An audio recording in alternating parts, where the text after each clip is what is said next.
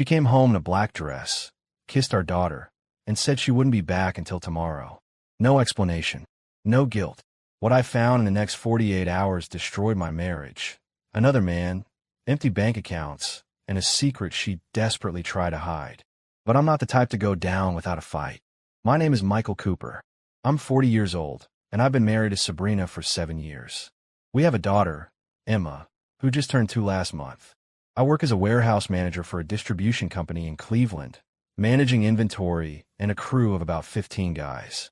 It's honest work, pays the bills, and I thought was building us a good life. Turns out, I was building it alone. It was a Tuesday evening when everything started to unravel. I just gotten home from work around 6:30, picked up Emma from daycare, and spent the last hour doing the usual routine: dinner, bath time, story time. She was out cold by 7:45, her little hand clutching that stuffed rabbit she won't sleep without. I was in the kitchen loading the dishwasher when I heard the front door open. Sabrina walked in wearing a black dress I'd never seen before, the kind that probably cost more than my weekly paycheck. Her heels clicked against the hardwood floor like little hammers driving nails into my gut. She wasn't supposed to be dressed like that for her job as a marketing coordinator at some mid-sized agency downtown. Sure, they had casual Fridays, but this was Tuesday, and there was nothing casual about that outfit. "Hey," I said, wiping my hands on a dish towel. "Didn't expect you home this late. Everything okay at work?" She barely glanced at me, too busy checking her reflection in the microwave door while she touched up her lipstick. The gesture felt practiced, like she'd done it 100 times before. "Work ran late," she said flatly. Client meeting, right? In a cocktail dress. Emma's asleep," I told her, trying to keep my voice neutral. "She asked for you at bedtime." "That's nice," Sabrina replied, but her tone suggested it was anything but nice to her. She dropped her purse on the counter and finally looked at me. "Listen, tomorrow I'm going out after work and won't be back until the next day." The words hit me like a sucker punch. I stopped mid-motion, a plate still in my hand, and stared at her. "What do you mean you won't be back? Where are you going?" She shrugged, like I'd asked her about the weather. "Just out with some people from work. We're doing a team-building thing. Probably crash at Sarah's place after." Sarah, her co-worker, the one I'd met exactly once at a company barbecue 2 years ago. "Team building," I repeated slowly. "Overnight." "Yeah, Michael. Is that a problem?" The way she said it, so dismissive, so cold, made my chest tighten. This wasn't the woman I married. That woman would have asked if it was okay, would have made sure Emma was taken care of, would have at least pretended to care about my opinion. "It's just sudden," I said carefully. "You didn't mention anything about this before." "Well, I'm mentioning it now." She grabbed her purse and headed toward the stairs. "I need to change and get some sleep. Long day tomorrow." And just like that, she was gone, leaving me standing in the kitchen with a sick feeling in my stomach that told me everything I needed to know. Something was very, very wrong. I didn't sleep that night. Couldn't. I lay there in bed next to Sabrina, listening to her breathe, wondering who the hell she'd become. The woman beside me felt like a stranger wearing my wife's face. Every little sound she made, the rustle of sheets, the soft sigh in her sleep, felt like evidence of something I couldn't quite name yet. Around 3 in the morning, I gave up trying to sleep and went downstairs. Made myself a pot of coffee strong enough to strip paint and sat at the kitchen table, staring at nothing. My mind kept circling back to that black dress, those heels, the way she'd announced her plans like I was some roommate she barely tolerated. Team building. The words tasted like lies. I pulled out my phone and opened her text history. The last few weeks told a story I'd been too blind to see. Short responses, one-word answers, hours between replies. When do we stop talking? When had "I love you" become "okay" and "sounds good"? I scrolled back further, looking for the moment things changed, but it was like watching a slow fade rather than a sudden shift. That's when I remembered something. Last month, Sabrina said she was joining a gym, said she needed to get back in shape after Emma, wanted to feel good about herself again. I'd encouraged her, even offered to watch Emma more so she could go. Supportive husband of the year, right? Except I couldn't remember her ever coming home sweaty. I set my phone down and walked to the hall closet where she kept her gym bag. My hands were shaking as I unzipped it, and I'm not sure what I expected to find. Maybe I was hoping I'd see workout clothes and feel like an idiot for doubting her. No such luck. Inside was a silk blouse I'd never seen before, folded carefully like it mattered. A pair of expensive heels, not the black ones from tonight, different ones. A small makeup bag with brands that cost more than groceries for a week. And, at the bottom, a box of mints and a travel-size bottle of perfume. No water bottle. No sneakers. No workout clothes. My chest felt tight, like someone had wrapped a steel band around my ribs and was slowly tightening it. I stood there holding that bag, and all I could think was how stupid I'd been. All those evenings she'd kissed Emma goodbye and told us she'd be back in an hour. She'd been going somewhere else. Doing something else. With someone else. I heard footsteps upstairs, Sabrina getting up to use the bathroom. I quickly stuffed everything back in the bag and returned it to the closet, then headed to the kitchen like I'd been there the whole time. When she came downstairs 20 minutes later, showered and dressed for work, I was still sitting at that table with my cold coffee. "You're up early," she said, barely glancing at me as she grabbed her purse. "Couldn't sleep," I replied, watching her carefully. She shrugged. "Well, I gotta run. See you tomorrow night." Tomorrow night. After her overnight, team-building trip. "Sabrina," I called out as she reached the door. She turned, one hand on the doorknob, impatience written all over her face. "What?" I wanted to ask her everything right then. Wanted to throw that gym bag at her feet and demand the truth. But something stopped me. Maybe it was fear. Maybe it was the last shred of hope that I was wrong. "Nothing," I said finally. "Have a good day." She left without another word, and I sat there knowing exactly what I had to do. I had to catch her in the act. Friday morning, I called in sick to work. First time in 3 years I'd use a sick day for something other than actually being sick.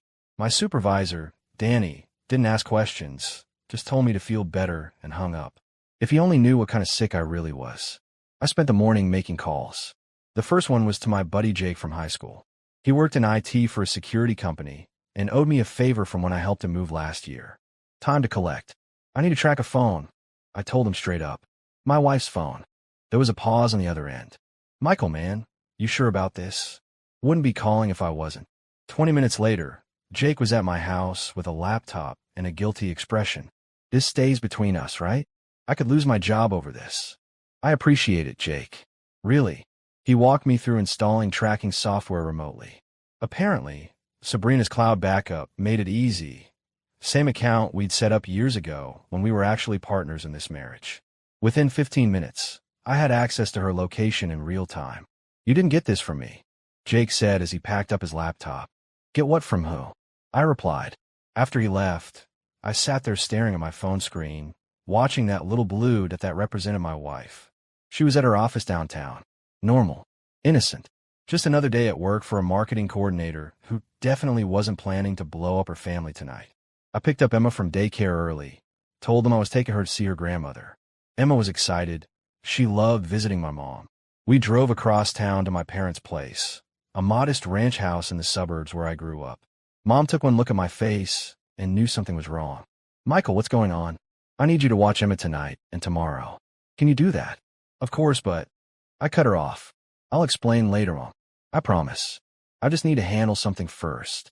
She didn't push, just pull me into a hug that almost broke me right there.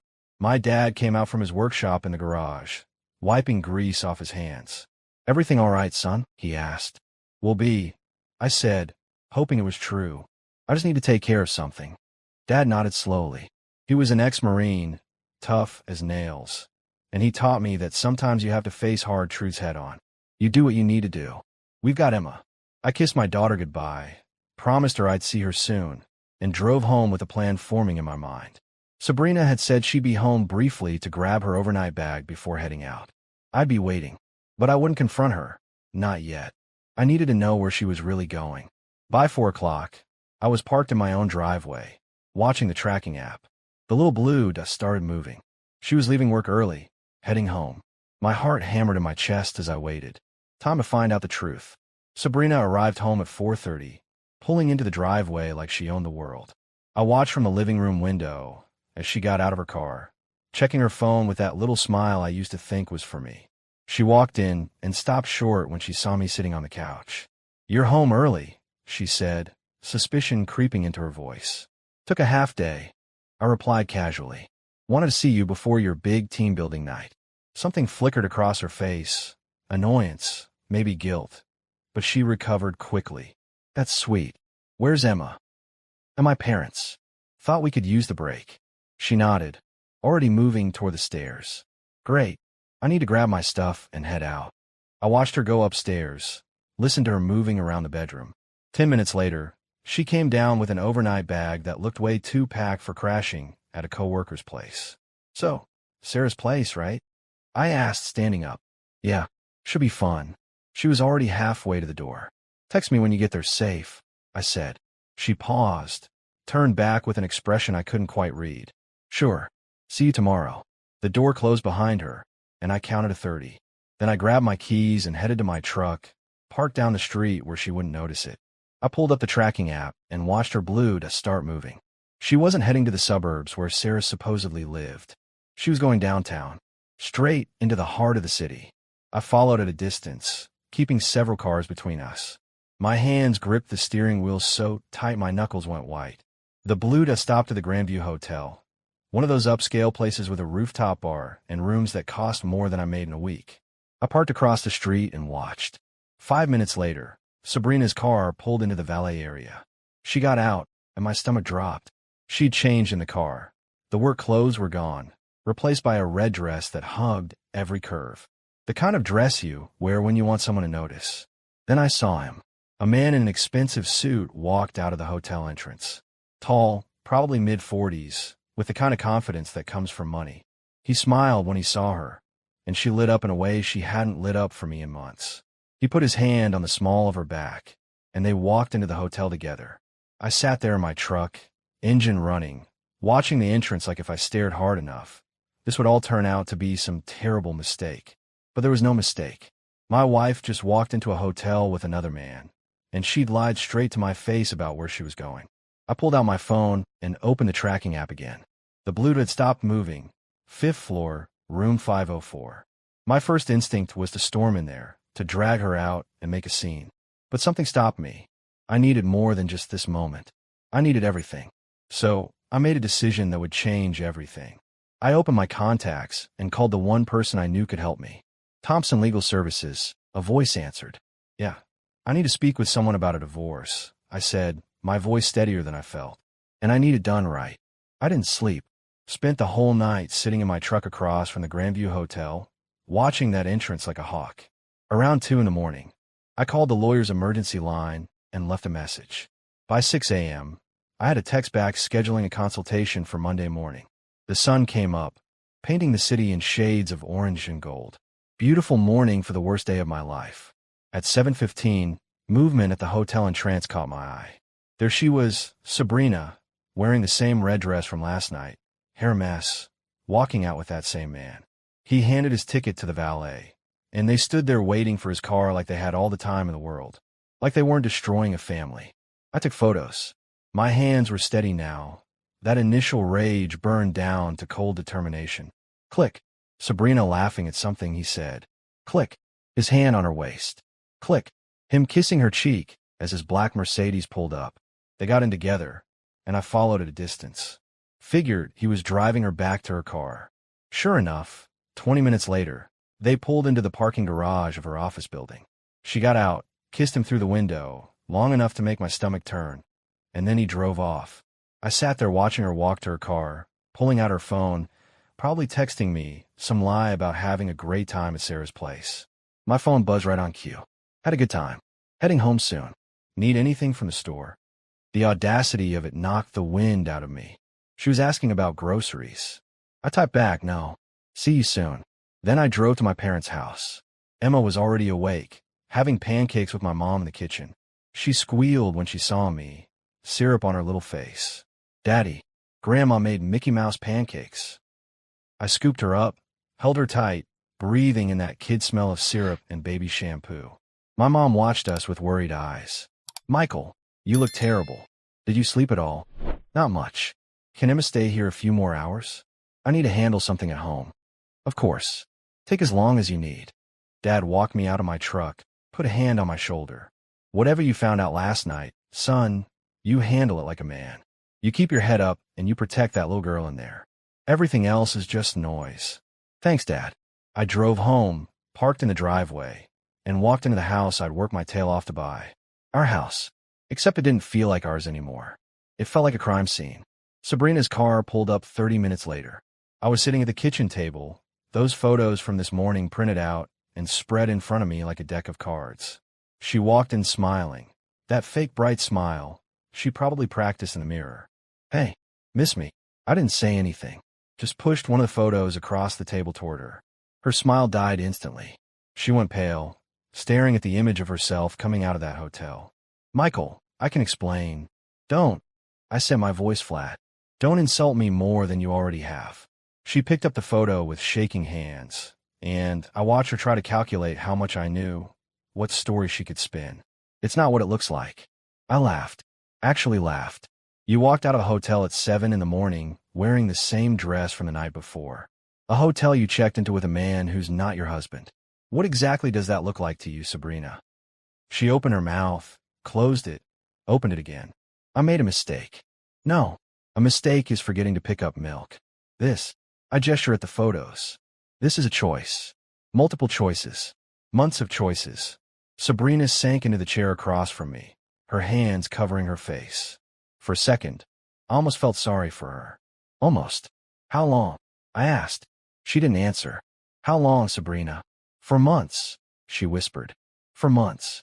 While I was working overtime to save for Emma's college fund, while I was taking care of our daughter, while I was planning our future, she'd been planning this. Who is he? His name is Gabriel. Gabriel Stone. He's a client at the agency. Gabriel Stone. Of course he had a name like that. Probably drove that Mercedes. Wore suits that cost more than my monthly salary. Took her to hotels I couldn't afford. Does he know about Emma? About me? She nodded slowly. He knows I'm married. He knows I have a daughter. And he doesn't care. He says he loves me. The words hit like a physical blow. He loves you. I repeated. After 4 months. And you believe him? It's more than that, Michael. He sees me. Really sees me. He makes me feel alive. And I don't. She finally looked at me, and there was something cold in her eyes. You work 60 hours a week. You're exhausted when you come home. We barely talk anymore. When was the last time we went out? Just the two of us. So this is my fault. I'm working myself half to death to provide for this family. And that gives you permission to cheat. I'm not saying it's your fault. That's exactly what you're saying. She stood up, her voice rising. You don't understand what it's like. I'm 33 years old, stuck at home with a toddler, going to a job I hate, and you're never here. I'm never here because I'm at work, keeping a roof over our heads, paying for Emma's daycare, for your car, for everything. Well, maybe I don't want this life anymore. The words exploded out of her. Maybe I want something more than being a warehouse manager's wife. There it was. The truth she'd been hiding behind all those lies. I wasn't enough for her. My job wasn't enough. Our life wasn't enough. I stood up slowly, gathering the photos. You want more? Fine. You can have more. But you don't get to have Emma. Her face went white. What? I'm filing for divorce. Full custody. And these photos. I tapped the stack. These are going to my lawyer first thing Monday morning. Michael, wait. No. I'm done waiting. I'm done believing your lies.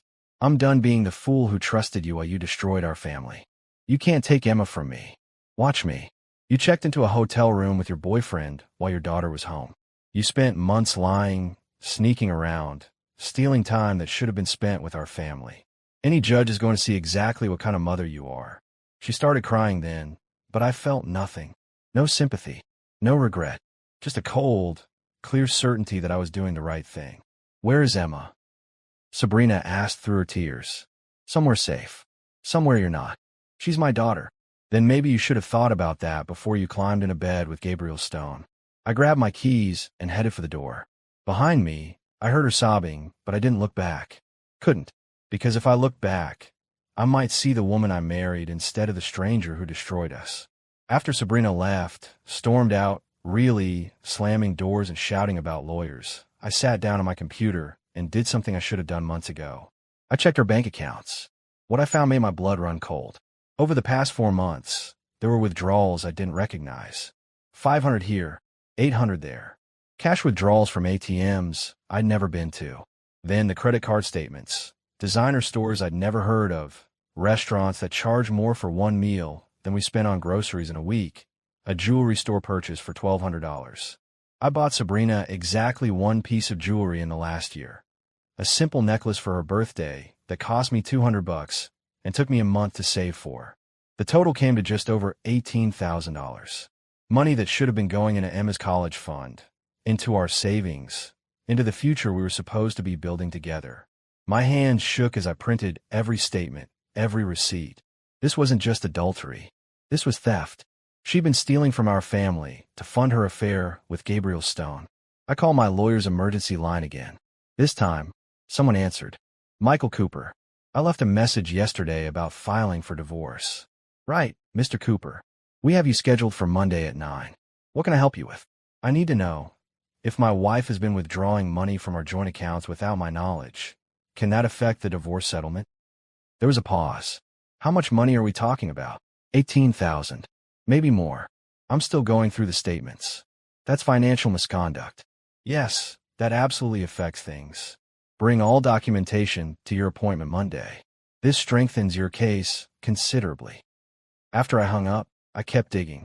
Found hotel charges from the past 3 months. Different hotels. Always on weekends when she claimed to be at work events or girls' nights. Each charge was $300. Money we didn't have. Then I found something else. A charge from a clinic downtown. $2,000. Paid 6 weeks ago. The name on the statement made my stomach drop. Riverside Women's Health Center. I called the number. Got a receptionist. I'm calling about a charge on my credit card from your facility. My wife, Sabrina Cooper, had an appointment 6 weeks ago. Can you tell me what it was for? Sir, I can't disclose patient information. I'm her husband. The charge is on our joint credit card. I have a right to know what I paid for. Another pause. Let me transfer you to our billing department. 10 minutes and 3 transfers later, I had my answer. Sabrina had gone in for a pregnancy test. It came back positive. Then, 2 days later, she'd gone back for a procedure. She'd been pregnant, and she'd terminated it. Without telling me, I sat there staring at that receipt, and something inside me just shut down. This wasn't the woman I married. This was someone I didn't recognize at all. My phone rang. It was my mom. Michael, Emma's asking for you. Are you okay? I'm coming to get her now, I said. And Mom, I need to tell you something. Sabrina and I are getting divorced. There was a long silence. Then, I'm sorry, son, but Emma needs you. Whatever happened, you focus on her. I will. I promise. I gathered all the financial documents, put them in a folder, and headed out. Emma needed her father, and I needed to hold my daughter and remember why I was fighting this battle. Some things were worth protecting, no matter how much it cost. Monday morning, I walked into Thompson Legal Services with a folder 3 inches thick. Emma was with my parents, and I'd taken the day off work. This was too important to rush.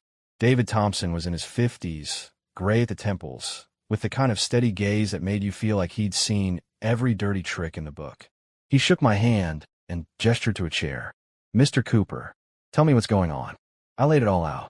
The affair with Gabriel Stone, the photos, the financial misconduct, $18,000 and counting. The pregnancy she'd terminated without telling me. Everything. Thompson took notes, his expression never changing. When I finished, he sat back and studied me. You've built a strong case.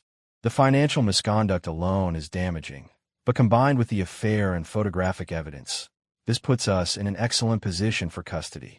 I want full custody, I said. I don't trust her with Emma anymore. Understood. But I need to prepare you. Mothers usually get favorable treatment in custody cases, even with evidence of adultery. What we can push for is primary custody with her getting supervised visitation. That's not good enough. It might have to be, unless.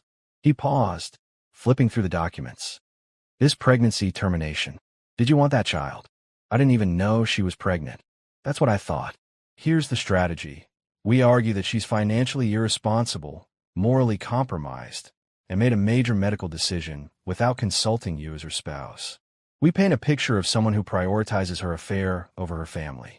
Combined with the evidence of her spending marital assets on her boyfriend, we can argue she's unfit. Will it work? If we present this right? Yes.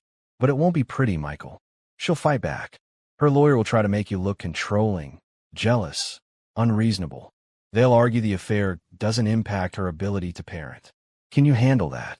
I thought about Emma, about the kind of mother she deserved. I can handle anything if it means protecting my daughter. Thompson nodded. Good. We'll file tomorrow. She'll be served by end of week. In the meantime, I want you to open a separate bank account, transfer exactly half of your joint savings into it, and close the joint accounts. Document everything. What about the house? Who's on the deed? Both of us. But I paid the down payment from an inheritance my uncle left me. His eyes sharpened. Do you have documentation of that? Yes. The will, the bank transfer, everything. Excellent. That changes things. If you can prove the down payment came from your separate property, we can argue the house is primarily yours. She'd be entitled to some equity, but not half. For the first time in days, I felt a glimmer of hope. One more thing, Thompson said. This Gabriel Stone, do you know if he's married? I don't know. Find out. If he is, his wife deserves to know what her husband's been doing. And it gives us another angle if this goes to trial. I left that office with a battle plan and a sense of purpose. Sabrina had blown up our marriage, stolen our money, and betrayed our family. But I wasn't going down without a fight. Emma deserved better, and I was going to make sure she got it. The divorce papers were served on Thursday. Sabrina called me 15 minutes later, screaming so loud I had to hold the phone away from my ear. You're trying to take Emma from me? Are you insane? I'm protecting our daughter from a mother who stole from her college fund to pay for hotel rooms with her boyfriend. That money was mine too. That money was ours. And you spent it on Gabriel Stone while I was working overtime to keep us afloat. She went quiet for a moment. Then her voice changed, softer, manipulative. Michael, we can work this out. We don't need lawyers tearing our family apart. You already tore it apart, Sabrina. I'm just cleaning up a mess. I hung up and blocked her number. All communication would go through the lawyers now. 2 weeks later, we were in court for the temporary custody hearing. Sabrina showed up with her mother, Carol, who'd been calling me nonstop, trying to convince me to drop the divorce. Carol had bought Sabrina's version of events, that I was controlling, that I neglected her, that the affair was somehow my fault. Thompson had warned me about this. Her family will circle the wagons. They'll try to paint you as the villain. Stay calm, stick to the facts. The judge was a woman in her 60s, Judge Patricia Henderson.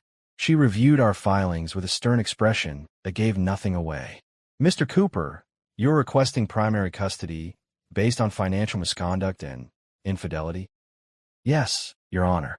My wife spent over $18,000 of marital funds on her affair, including terminating a pregnancy, without my knowledge. Sabrina's lawyer jumped in. Your Honor, my client's reproductive choices are not relevant to her fitness as a mother. I'll decide what's relevant, counselor. Judge Henderson cut her off. She looked at Sabrina. Mrs. Cooper, did you spend marital funds on an extramarital affair? Sabrina's face went red. Yes, but...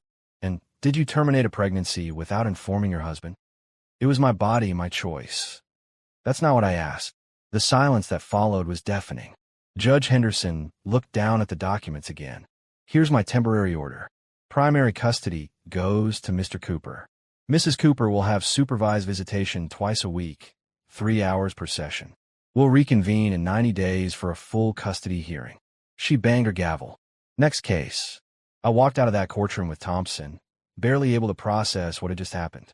We won. I asked. We won the first round, Thompson said. But she'll fight this. Be ready. But I was ready. I've been ready since the moment I found that gym bag full of lies. Over the next 3 months, I focused on being the best father I could be. Emma adjusted to the new normal, living with me and Grandma and Grandpa, seeing her mother twice a week at a supervised facility. Sabrina showed up late to half the visits, missed 2 entirely. I documented everything. Meanwhile, Thompson's investigator found out that Gabriel Stone was, in fact, married.